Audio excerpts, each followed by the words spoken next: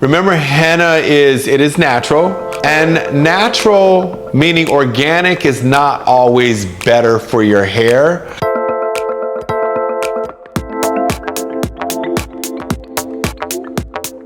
I don't care for henna. Henna works for some people. The colors are not natural outside of brown or black. Remember, henna is natural. It has a lot of metals in it, and it's hard to lift off. It's drying. And natural, meaning organic, is not always better for your hair.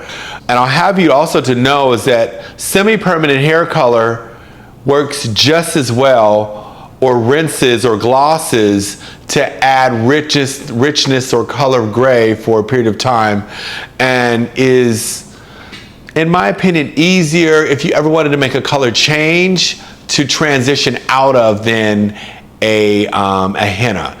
Hennas make it difficult to transition into another color because of the amount of buildup that hennas put onto the hair shaft.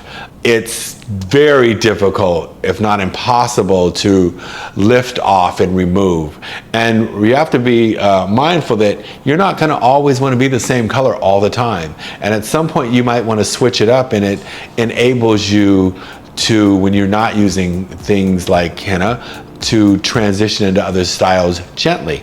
And remember, always go to a colorist that just says color, because they know how to apply color or make recommendations where the color is just as natural as henna is, with a rinse, vegetable rinse, which work as effectively as so-called natural hennas.